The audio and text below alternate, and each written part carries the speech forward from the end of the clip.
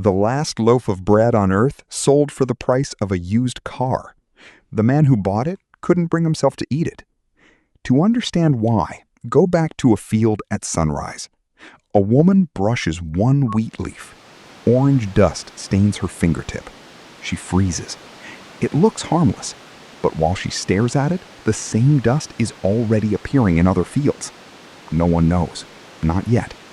That speck came a long way to reach Simran's hand. Rust spores ride warm, moving air. A single storm front can carry them hundreds of kilometers, sometimes a few thousand, skipping farm to farm and across whole borders. This one had settled onto the film of dew every wheat leaf wears at first light. Water is the trigger. The spore swells, splits open, and pushes out a thread finer than a hair.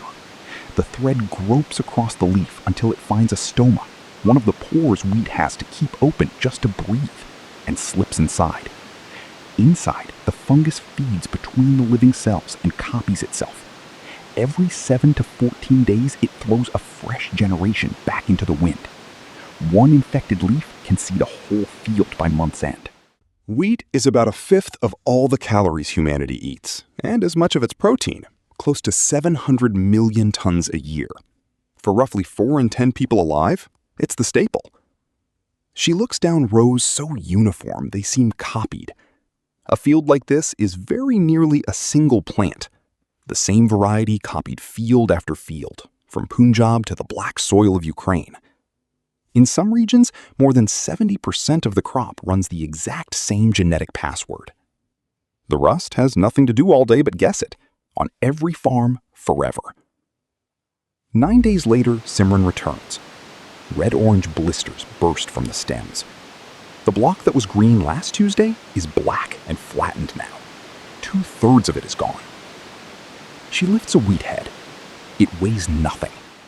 Every plant carried the same weakness, so the whole field failed together. None of this was supposed to be a weakness.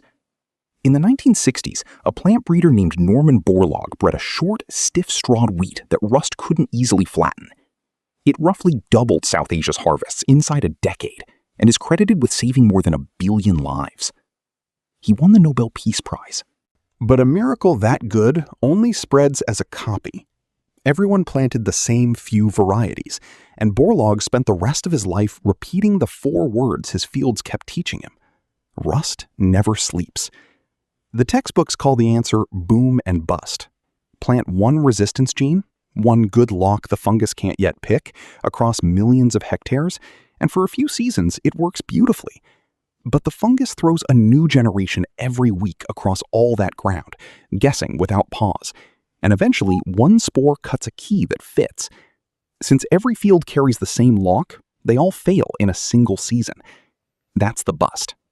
In 1953, strain 15B swept North America, destroying up to 40% of spring wheat and more than 3/4 of durum. A resistant replacement took 3 growing seasons.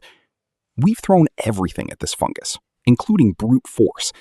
From 1918 into the 1980s, American crews tore more than 500 million barberry bushes out of the ground across 1 million square miles. Why a shrub? Because the common barberry is where rust runs its sexual stage, where it reshuffles its genes and mints brand new strains. And it still gets a fresh key every week. When fear hits, a nervous exporter reaches for one lever first. It shuts the export gate and keeps its grain at home. That forces the neighbor to slam its gate, and the next one down the line after that. Russia did it in 2010, India in 2022. Now, stop trusting me for a second, because everything I just walked you through has already happened. Once. Uganda, 1999. A new stem rust turned up carrying a key to SR31, a resistance gene that had held the world's wheat shut for 30 years, the one everybody leaned on. Overnight, 8 or 9 of every 10 wheat varieties on Earth stood wide open. They named it UG99. It didn't earn that key the slow way. Instead of mutating one base at a time, 2 different rust fungi met inside the same plant, fused and swapped whole intact nuclei, like 2 aircraft swapping engines in mid-flight. Years later, a cyclone bent the region's winds and shoved its spores more than a year ahead of where every model said they'd be. The wind outran the math.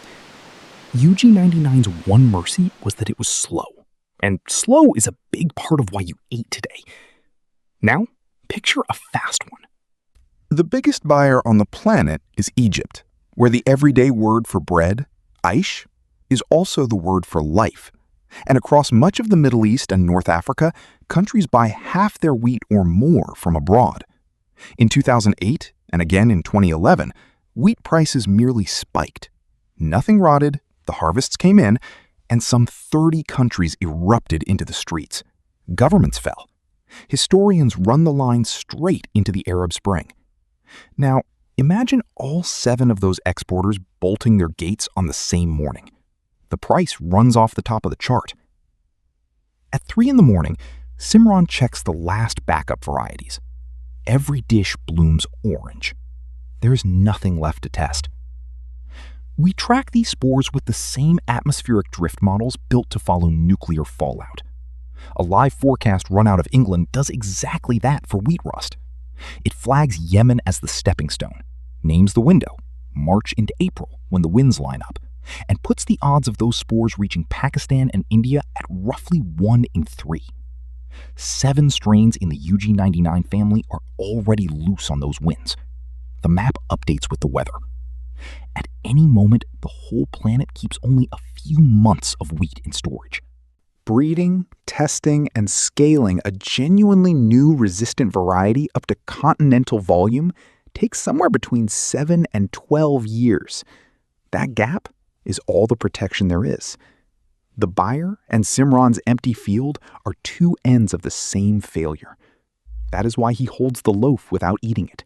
For now, keeping it whole feels like the closest thing he has to hope. And yet, on cold blue shelves inside sealed vaults, thousands of kinds of wheat are still alive in little foil packets. Einkorn and emmer, scrubby wild cousins from hillsides nobody bothers to farm. The low-yield old varieties we abandoned exactly because they gave us less. One kind of wheat is a single target. 1,000 ragged kinds are 1,000 locks, and no key opens them all. All that scruffy, low-yield variety we couldn't wait to be rid of. That was the safety net. Years later, after those old varieties have been crossed, tested, and multiplied, Simran returns to the field with mismatched seeds. She presses them into the soil. One green shoot breaks through, carrying a bead of dew. The same kind of drop that carried the spore now helps something living. Give the rust one thing to guess, and it always gets there. So we stop giving it one thing.